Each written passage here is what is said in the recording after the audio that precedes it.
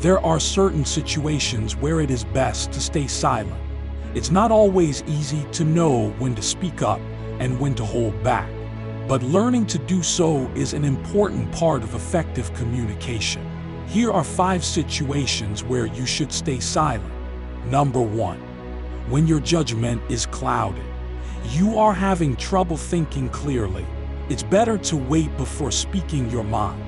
This can be for many reasons. Maybe you are tired, under the influence, or full of anger or anxiety. In these situations, it's possible that you will say something you will regret afterward.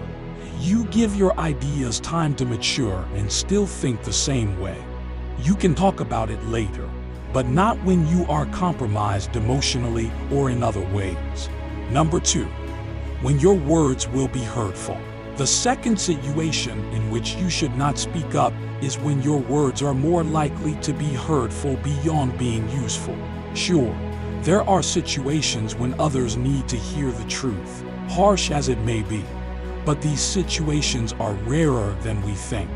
Consider whether the words you want to speak are going to be useful or if you are acting to hurt the other person.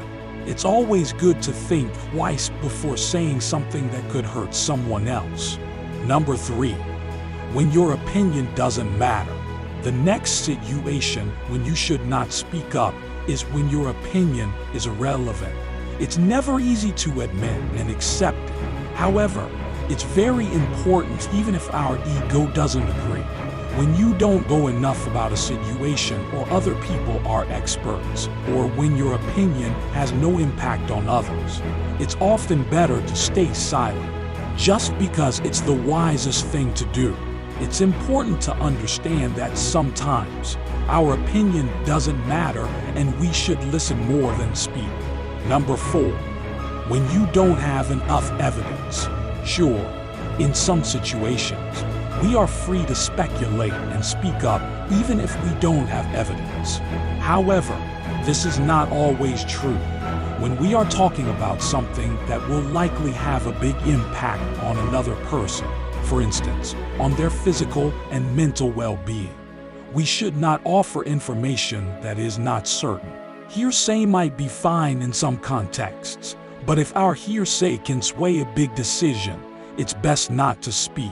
For instance, if a person is considering whether to use a medication that might help them, it's best not to bring up a rumor about a friend of a friend who used that medication and had side effects, unless you are certain it's a fact and not a rumor.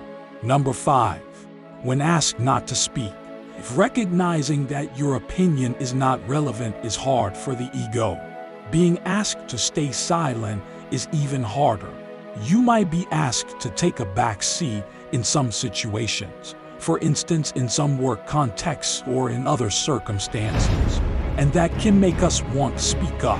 However, it's best to restrain that impulse and instead reflect. Why are we being asked to stay silent?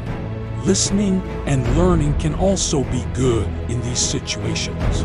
It's important to understand that sometimes our silence is more powerful than our words. In conclusion, staying silent in certain situations is an important part of effective communication. It's not always easy to know when to speak up and when to hold back.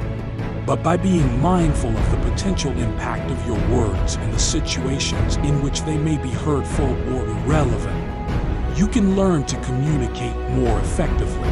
Remember, silence can be golden in the right circumstances, and it's important to listen more than you speak.